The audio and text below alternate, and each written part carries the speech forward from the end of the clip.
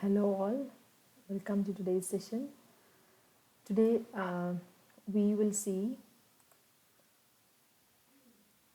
the Pitt's India Act of 1784. Pitt's India Act of 1784. So this was actually an effort to rectify some of the defects of the Regulating Act of 1773. Uh, so the major features of the Pitt's India Act, the first one is it distinguished between the commercial and political functions of the company. This is quite important because you remember East India Company came as a purely commercial company, but with the acquiring of Diwani over Bengal, Bihar, and Orissa, gradually the company gets into political functions as well.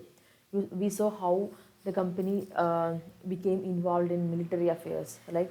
So like that, the company now had commercial as well as political functions. But the Pitt's India Act clearly distinguished between what the commercial functions of the company was and what the political functions of the company were. So next is it allowed the court of directors to manage the commercial affairs. So for commercial affairs, there was a court of directors to look into the commercial affairs.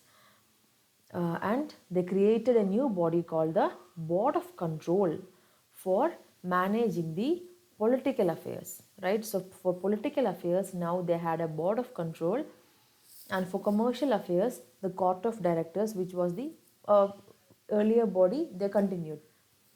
So this was actually the introduction of a system of double government, right? Why double government? One government for commercial functions, right? So this is government one for commercial functions, which was the court of directors. Then you had the board of control, which was government two for political affairs, right? So this was called the system of double government, two government. Uh, okay, then the next feature is that the board of control could now supervise and direct all operations of the civil and military government or revenues of the British possessions in India. Simply speaking, it meant that the board of control could now supervise over all other aspects of governance other than commercial functions. Except trade matters, everything else was now taken care of or supervised by the board of control. Remember that this act was significant for two reasons. Number one, the company's territories in India were now, for the first time, called British possessions in India. See that, note that the company now gradually were acquiring territories in India, and they were not called the company possessions. They were not called the possessions of the East India Company. Rather, they were now called the British possessions. Now you see gradually the government, the crown is coming into play. And the second reason why the act is important is the British government was now given the supreme control over companies' affairs and its administration in India. You see, the British government now had a control over companies' affairs. Okay, so that's about the Pitt's India Act of. That's about the Pitt's India Act.